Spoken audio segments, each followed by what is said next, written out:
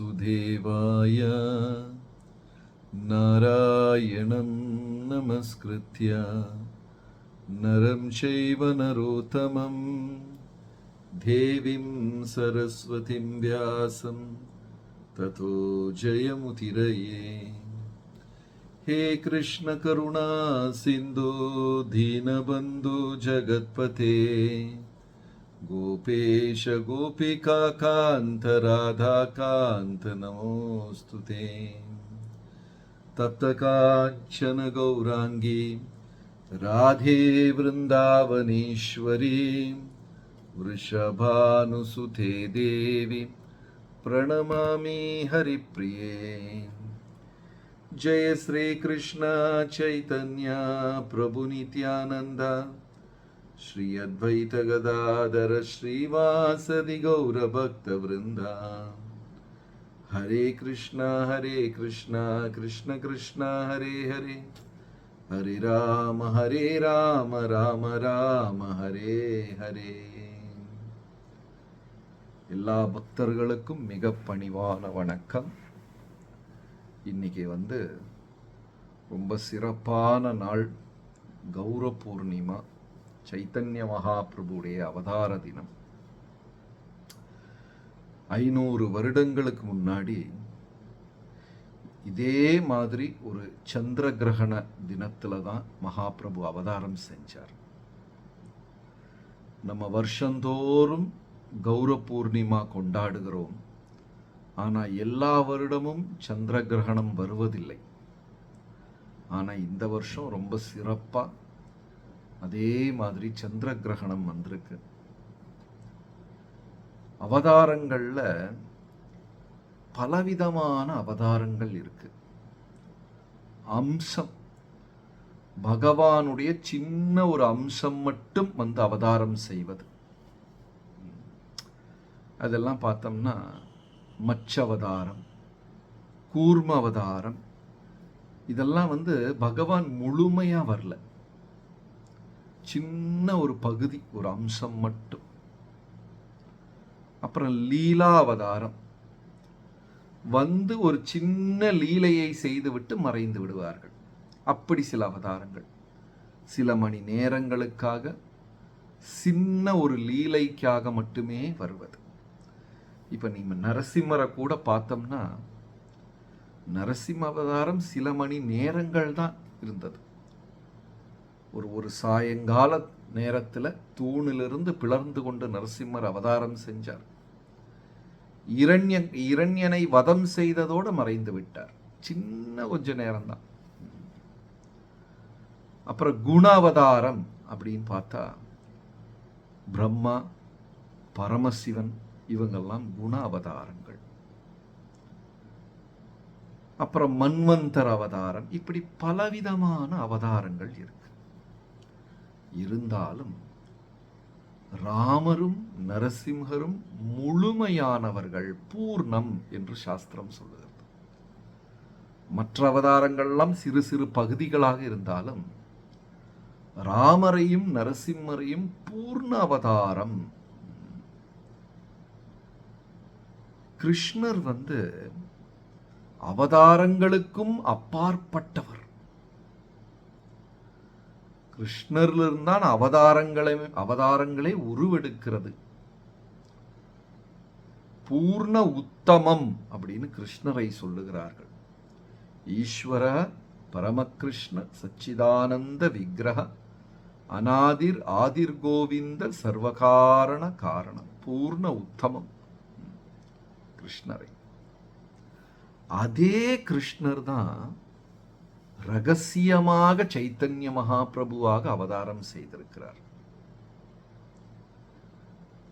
மற்ற அம்சங்களோ சிறு பகுதிகளோ கிடையாது. முழுமையான கிருஷ்ணரே தான் மகாபிரபுவாக ரகசியமாக அவதாரம்.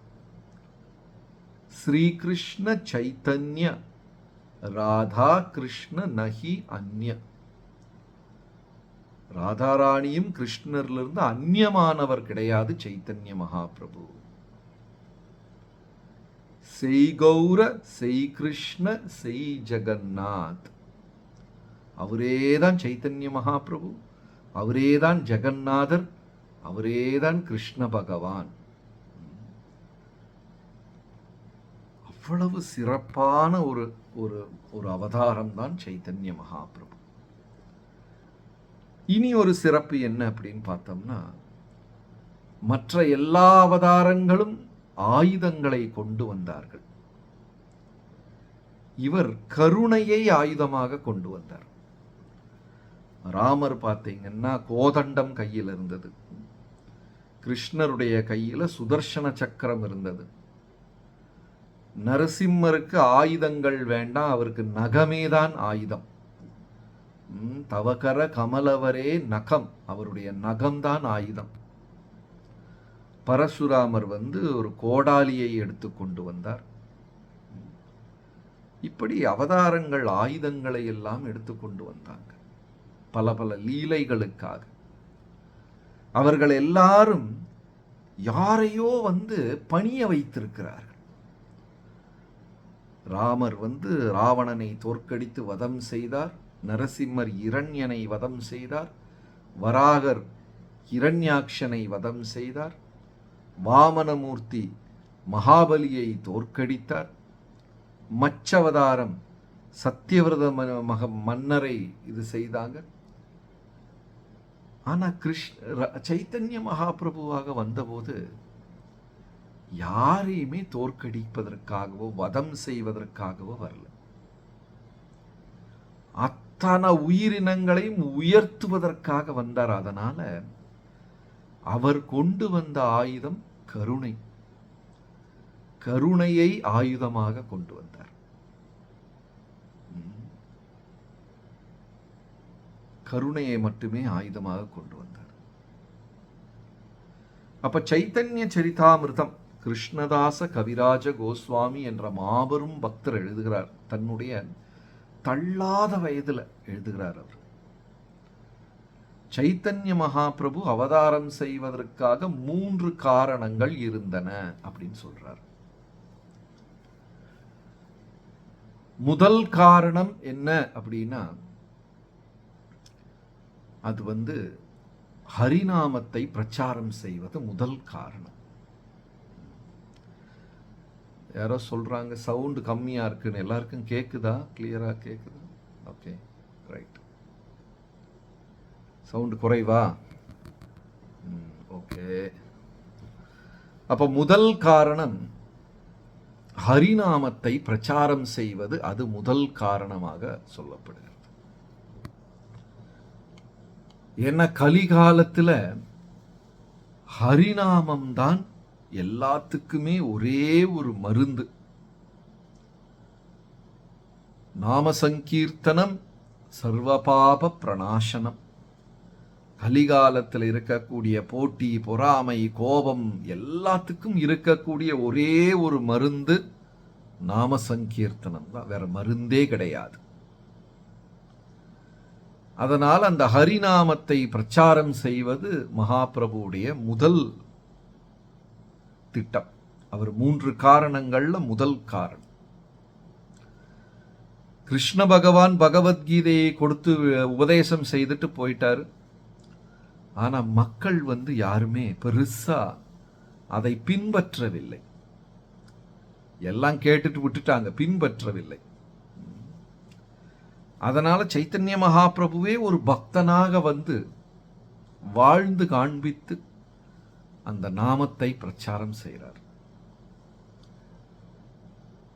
அப்ப முதல் காரணம் ஹரிநாமத்தை பிரச்சாரம் செய்வது. அதனால என்ன நடந்ததுன்னா, இந்த நாள்ல 500 வருடங்களுக்கு முன்னாடி இந்த சந்திர கிரகண நாள்ல, அந்த காலத்துல எல்லாம் இந்த மாதிரி கிரகணம் எல்லாம் ரொம்ப கவனமாக பின்பற்றுவார்கள். சந்திர கிரகண நேரத்துல சமைக்க மாட்டாங்க, சாப்பிட மாட்டாங்க. ஏனென்றால் நிலா, சந்திரன் விஷத்தை கக்கும் நேரம். ஏன்னா ராகு என்ற அரக்கன் தேவர்களின் வேடமணிந்து மோகினி மூர்த்தி அமுதம் கொடுக்கிற நேரத்துல தேவர்களோட வேடத்தை அணிந்து கொண்டு அந்த தேவர்கள் வரிசையில போய் நின்னுட்டாரு ராகு. அவர் அரக்கன். மோகினி அந்த அந்த அமுதத்தை எல்லா தேவர்களுக்கும் வழங்கி கொண்டிருக்கும் பொழுது ராகுவும் வாங்கிட்டார். உடனே சூரியனும் சந்திரனும் சொல்லுகிறார்கள், மோகினி தேவி, இந்த ராகு தேவன் கிடையாது, அரக்கன், ஆனால் வேடமணிந்து வந்திருக்கிறான் என்று சொன்ன உடனே மோகினி மூர்த்தி சுதர்சன சக்கரத்தால் அந்த ராகுவின் கழுத்தை அறுத்து செய்றான். ஆனால் அமுதம் சாப்பிட்டதுனால ராகுவுக்கு முடிவு கிடையாது. அதனால் அவர் தலை மட்டும்தான் இருக்கு ராகுவுக்கு. ஆனா ராகுவுக்கு சூரியன் மேலையும் சந்திரன் மேலையும் பெரிய கோபம். என்ன காமிச்சு கொடுத்துட்டாங்களே. அதனால் இந்த ராகு என்ன செய்வார், இடையில போய் சூரியனை கவ்வி விடுவார், நிலாவை கவ்வி விடுவார். அந்த கவ்வி விழுங்கும் நேரத்தை தான் கிரகணம் என்று சொல்லுகிறோம். ஆனா அவருக்கு உடல் இல்லாததுனால கவ்வுன உடனே பின்னாடி வெளியே வந்துருவாங்க சூரியனும் சந்திரனும். ஆனா சிறு நேரம் அவர்களை இந்த ராகு மறைத்து விடுவான். அந்த நேரம் விஷத்தன்மை, விஷம் அந்த நேரத்துல ரொம்ப அழுக்கான ஒரு நேரம். அந்த விஷம் எங்க வரும்னா தானியங்களில் உட்கார்ந்துரும், நவ கிரகங்களில் உட்கார்ந்து விடும், நவரத்தினங்களில் உட்கார்ந்து விடும். இப்போ நம்ம கையிலெல்லாம் என்ன பண்ணுவாங்கன்னா ரத்தினம், கோமேதகம், பவிழம், முத்து அப்படின்னு நவரத்னங்கள் நகைகளாக நாம் அணிந்திருப்போம். நிறைய நகைகள், வைரம், வைடூரியம், மரகதம், இதெல்லாம் இந்த 9 ரத்னங்கள்லையும் 9 தானிய வகைகள்லையும் அந்த நேரத்துல விஷத்தன்மை உட்கார்ந்துரும். அதனால அந்த காலத்துல பக்தர்கள் என்ன செய்வார்கள் என்றால், இந்த மாதிரி மோதிரங்கள், இந்த நவரத்னங்கள் இருக்கிறதெல்லாம் எடுத்து கங்கை நீர்லயோ பாலிலேயோ ஒரு சின்ன பாத்திரத்துல பாலை ஊத்தி இல்லைன்னா கங்கை நீரை ஊத்தி அதுக்குள்ள இந்த நகைகளை போட்டு வைத்து விடுவார்கள். அந்த கிரகணம் முடியும் வரை தானியங்கள் வீட்டில் அரிசி சாக்கு, கோதுமை மூட்டை, அரிசி மூட்டை, பயறு, பருப்பு, 9 விதமான தானியங்கள்லையும் தர்ப்ப புல்லை போட்டு வைத்து விடுவார். அந்த விஷத்தன்மை வராமல் இருப்பதற்காக அந்த நேரத்தில் சாப்பிடவோ சமைக்கவோ எதுவும் செய்யாம எல்லாரும் ஹரியுடைய நாமத்தை ஜபம் செய்து கொண்டிருப்பார்கள். அப்ப 500 வருடங்களுக்கு முன்னாடி இந்த மாதிரி ஒரு சந்திர கிரகண நாள்ல நவத்வீப்ல இருந்த அனைத்து மக்களும் கங்கை கரையில போய் உட்கார்ந்து கொண்டு, சிலர் கங்கையின் நீரில் உட்கார்ந்து கொண்டு ஹரி ஹரி ஹரி ஹரி என்று பகவானுடைய நாமத்தை ஜபம் செய்து கொண்டிருந்தார். அதே நேரத்தில் அங்க வீட்டுல சச்சி மாதா, ஜெகநாத் மிஸ்ரா சச்சி மாதாவுக்கு பிள்ளையாக சைத்தன்ய மகாபிரபு பிறந்தார். அவர் அவதாரம் பண்ணின நாள்லயே அந்த நேரத்திலேயே நவத்வீப் மக்கள் முழுவதும் ஹரிநாமத்தை ஜபம் செய்து கொண்டிருந்தார்கள். அந்த நாம ஜபத்துடன் அவர் அவதாரம் செஞ்சார். இது முதல் காரணம். நாமத்தை பிரச்சாரம் செய்வதற்காக அவர் அவதாரம் செஞ்சார். அது முதல் காரணம். இரண்டாவது காரணம், இந்த கோபியர்களும் ராதாராணியும் என்ன ஆனந்தத்தை அனுபவிக்கிறார்கள் என்று பகவானுக்கு தெரியணும்.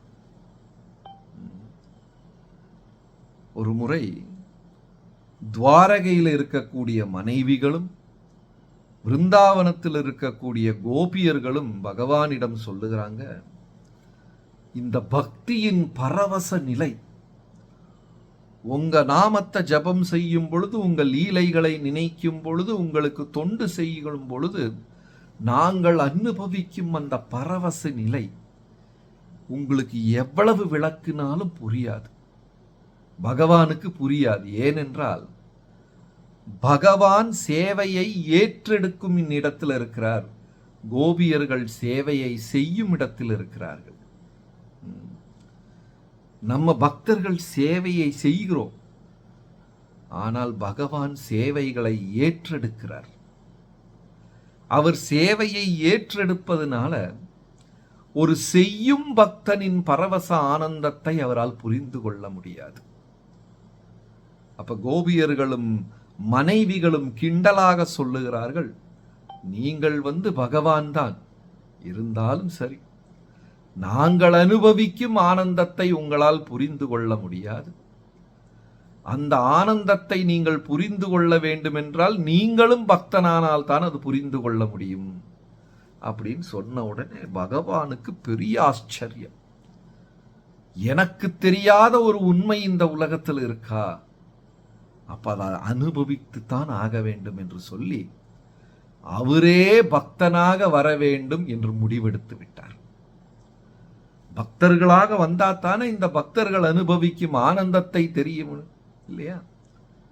என் பக்தர்கள் அனுபவிக்கும் அந்த பரவச நிலையை நானும் அனுபவிக்க வேண்டும் என்று சொல்லி அவரே அவரோட பக்தனாவே வந்துட்டார். இது இரண்டாவது காரணம். மூன்றாவது காரணம், 500 வருடங்களுக்கு முன்னாடி பார்வதின்னு சொல்ல முடியாது, காளி, துர்கா அவர்களை வணங்கும் வழிபடும் பெரிய ஒரு சமூகத்தினர் இருந்தாங்க. எப்படி விஷ்ணுவை வழிபடும் வைணவர்களும் சிவபெருமானை வழிபடும் சைவர்களும், அதே மாதிரி சக்தி, துர்கா, காளி அவர்களை வழிபடும் சாக்தேயர்களும் இருந்தார்கள் அந்த காலகட்டத்தில். இந்த சாக்தேயர்கள் என்ன செய்வாங்கன்னா, காளிக்கு போய் பசுமாட்டை குருதி கொடுப்பது, ஆடுகளை வெட்டி கோழிகளை வெட்டி குருதி கொடுப்பது, அந்த இரத்தத்தை பிரசாதமாக எடுத்துக்கொள்வது, அப்படி ரொம்ப தமோகுண ஆராதனைகளை செய்து கொண்டிருந்தார்கள் அந்த காலகட்டத்தில். சமீப காலம் வரை இது நடந்து கொண்டுதான் இருந்தது. திருமதி ஜெயலலிதா அம்மையார் முதலமைச்சராக வந்த பொழுதுதான் தமிழ்நாட்டில் இந்த விலங்குகள், மிருகங்களை குருதி கொடுப்பதற்கு தடை செய்தார்கள். அது வரைக்கும் தமிழ்நாட்டில் எந்த கிராமத்துக்கு போனாலும் சரி, கடா வெட்டுதல் என்று சொல்லுவது பெரிய ஒரு திருவிழா. ஆட்டை வெட்டி, மாட்டை வெட்டி, கோழியை வெட்டி, அந்த இரத்தத்தால் அம்மனுக்கு அபிஷேகம் செய்து ரொம்ப தமோகுண ஆராதனைகளை செய்து கொண்டிருந்தார்கள். இப்பவும் சில இடங்கள்ல எல்லாம் இது நடக்குது, தமோகுண ஆராதனை. அப்ப 500 வருடங்களுக்கு முன்னாடி காளியின் பக்தர்கள் இந்த மாதிரி தமோகுண ஆராதனையை செய்து கொண்டிருந்தார்கள். அதை பார்த்து அத்வைத ஆச்சாரியருக்கு மனம் பொறுக்கல. ஸ்ரீகிருஷ்ண சைத்தன்ய பிரபு நித்யானந்த ஸ்ரீ அத்வைத்த, அந்த அத்வைத ஆச்சாரியருக்கு மனம் பொறுக்கவில்லை. எப்படி இந்த உயிர்களை எல்லாம் கொல்லுகிறார்கள் என்று கவலைப்பட்டு தினமும் அவர் என்ன செய்வார், தன்னுடைய சால கிராமத்திற்கு கங்கையின் நீரை எடுத்து அபிஷேகம் செய்து துளசி இலையை, துளசி கதிரை வைத்து பகவானை பிரார்த்தனை செய்வார். நீங்க வந்தாதான் இதுக்கு ஒரு முடிவு, நீங்க அவதாரம் செய்தால்தான் இதற்கு ஒரு முடிவு, இதை யாராலையும் தடுக்க முடியல என்று அழுது பிரார்த்தனை செய்வார். ஒரு பக்தர் பிரார்த்தித்து விட்டால் பின்ன பகவான் அதை எப்படியாவது நடத்தி விடுவார். பிரகலாதன் சொன்னார் இல்லையா, பகவான் தூணிலையும் இருக்கிறார் என்று சொன்ன உடனே அப்பதான் அவர் தூண்ல இருந்து வந்தாரு. இல்லாம காலையில் 6 மணிக்கே வேஷம் போட்டுட்டு தூணுக்குள்ள ஏறி உட்கார்ல அவர். பிரகலாதர் சொன்ன உடனே வந்துட்டார்.